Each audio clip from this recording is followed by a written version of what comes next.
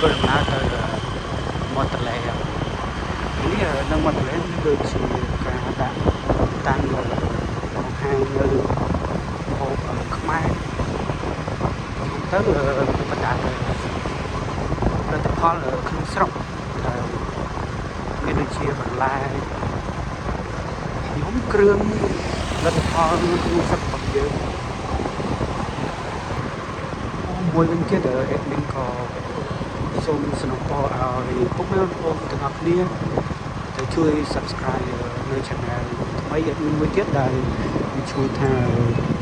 ជីវៈដែលអេដមីនធ្វើបង្ហាញអំពីហូបដែលអាជីវករយើងលក់ក្នុងផ្សារពុកម៉ែបងប្អូនយំទៅអេដមីនអរគុណទុកជាមុន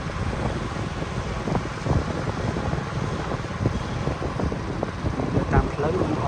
មានលក់ច្រើនខ្វះទេរបស់ញ៉ាំ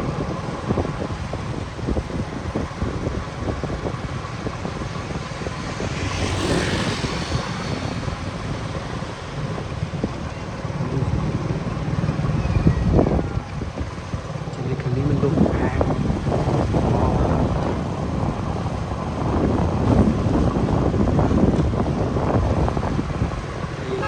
គឺជាវិមានឯករាជ្យ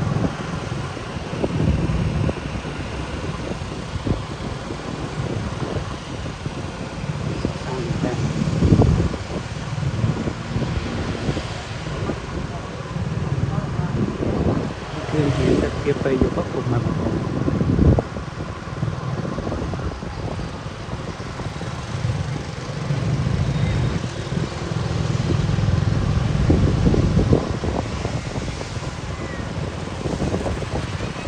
ហើយមានមកបដាបដល់សារគេ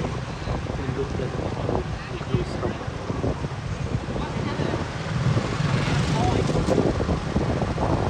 ទៅសារតែបានបង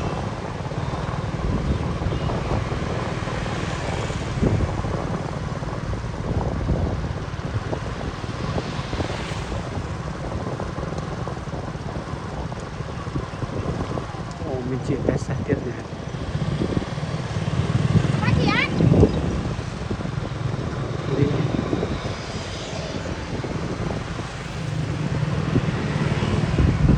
ចំណែកខាងនេះគឺជាស្លាកខេត្តតកើពុំមកហើយ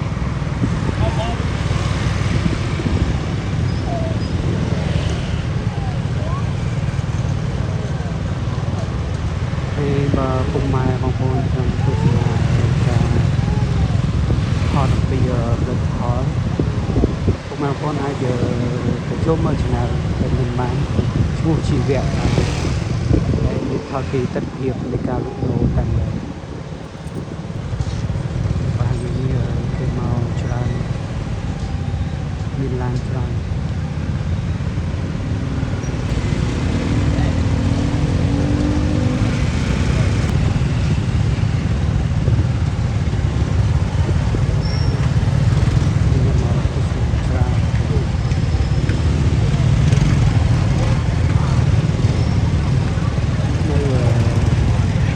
យើង